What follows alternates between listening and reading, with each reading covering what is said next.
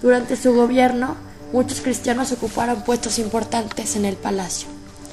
Se inició la persecución en el 257, influenciado por el partido militar. Tenía como objetivo acabar con el clero y la clase noble, ya que una vez eliminados, los cristianos privados quedarían reducidos y dejarían de creer en el cristianismo. Salió un segundo edicto en 258 hacia los obispos y sacerdotes que no habían obedecido las órdenes del emperador. Hubo muchos mártires en esta época, como el grupo de sacrificados en Útica, África, 300 cristianos colocados ante la alternativa de ofrecer sacrificio o ser arrojados en una fosa de cobre incandescente. Escogieron la segunda. La persecución de Valeriano terminó de una manera inesperada. Debilitado por la peste que diezmaba sus fuerzas, Valeriano quiso entrar en tratos de paz, pero hecho prisionero, fue entregado luego a las más humillantes vejaciones y a un verdadero y deshonroso martirio. Sirvió como general en varias guerras. Su éxito al final hizo de él el hombre de confianza. Ganó con su caballería y su ejército muchas batallas hasta que se hizo emperador. Hubo muchos mártires en esta época. Los últimos registrados fueron Marco y Marceliano, mellizos, naturales de Roma y de noble linaje. Su nana los educó bajo el cristianismo. Fueron martirizados siendo atados a estacas, con los pies traspasados por clavos. Después de permanecer en esta situación un día y una noche, sus sufrimientos fueron terminados con unas lanzas que traspasaron sus cuerpos. Quintín permaneció y mostró gran celo en el ministerio. Fue arrestado, fue estirado con poleas hasta que se le dislocaron sus miembros. Su cuerpo fue desgarrado con azotes de alambre y estiraciones. Derramaron aceite y brea hirviendo sobre su carne desnuda.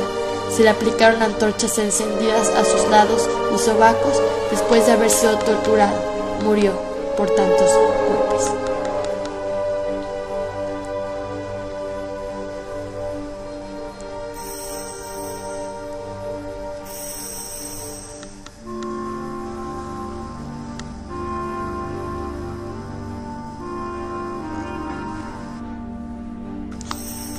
Entre el año 303 y 311, la Iglesia soportó persecuciones tan terribles que todo lo que ocurrió anteriormente fue olvidado.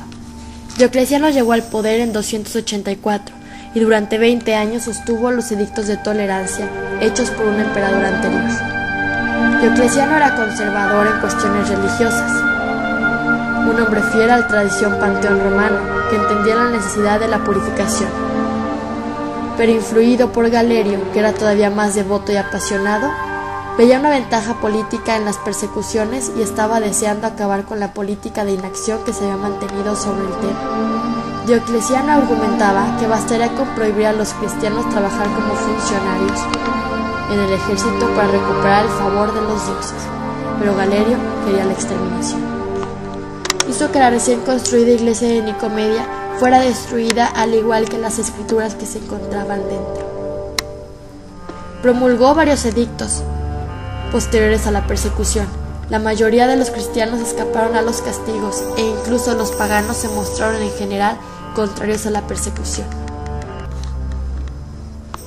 Los suplicios de los mártires marcan dos cumbres de la historia: la cumbre de la crueldad, de los instintos sanguinarios y ferales del hombre, y la cumbre de la grandeza moral, del heroísmo sobrehumano de que es capaz el mismo hombre asistido por la ayuda de Dios y bajo los estímulos religiosos.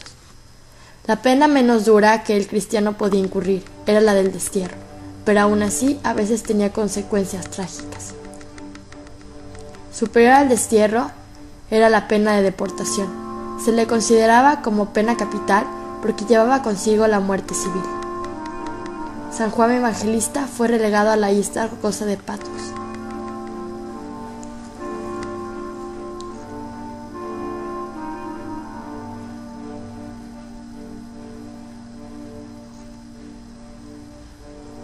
La condena a trabajos forzados, en especial a las canteras y minas, era ya antigua en el Imperio Romano y usada con frecuencia.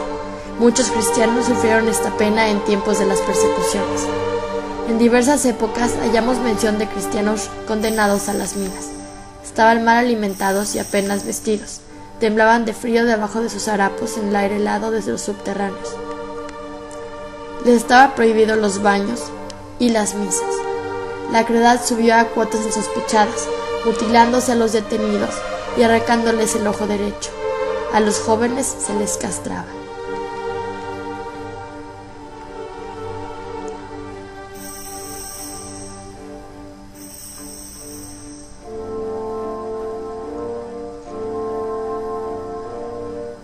Se realizaba en público, pero sin solemnidad. Se solía dar el golpe mortal en cualquier postura, ya fuera de rodillas o de pie junto a un poste. La ejecución se llevaba a cabo con una espada, pues no puede ser sustituida ni por un hacha ni por otra arma cualquiera. Muchos cristianos sufrieron decapitación, incluyendo Mercuria, el Papa Sixto II y Santiago.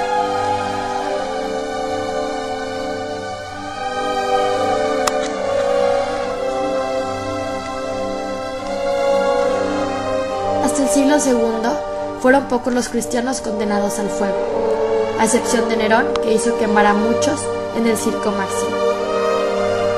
Eran atados a postes y rociados de pez y resina para que sirvieran sus cuerpos en llamas de velas encendidas para iluminar la noche. El suplicio de fuego constituía por lo común un espectáculo que se ofrecía al público. Estos métodos tuvieron variantes, como la caldera de aceite hirviendo, la caldera de betún encendido, la cal, la jaula o lecho de hierro candente.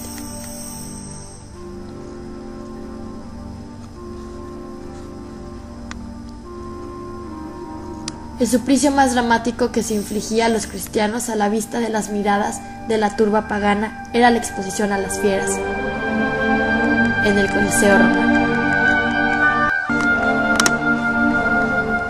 Había dos maneras de realizarlo. Además, algunas veces era como castigo, otras para proporcionar fiestas y regocijos al público. Se podía hacer en grupos echados colectiva y gregariamente a redondel del circo con plena libertad de movimientos, y contra los cuales soltaban las fieras para que los devorasen, individual o colectivamente también, pero con las víctimas atadas a un poste o un palo, sin posibilidad de huida ni lucha. Era un verdadero espectáculo. Una vez atadas las víctimas a un poste, las fieras eran soltadas, y primero se acercaban sigilosamente, tal vez por el reflejo de la luz del sol sobre la arena, pero más tarde lanzarse sobre ellas. Muchos cristianos murieron de esta forma.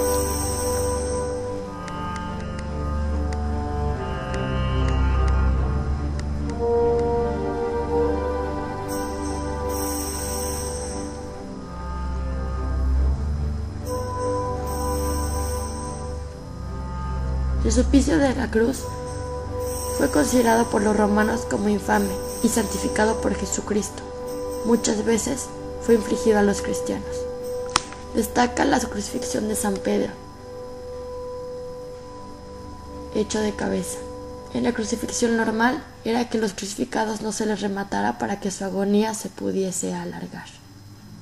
Otros mártires son Claudio, Neón, Calíope, Agrícola, Timoteo y Maura.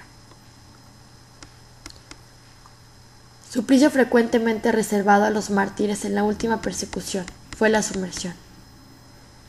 Los prisioneros cristianos eran llevados atados en barcas a alta mar y arrojados a las olas. Las persecuciones fueron siempre un trance muy amargo y totalmente exento de romanticismo.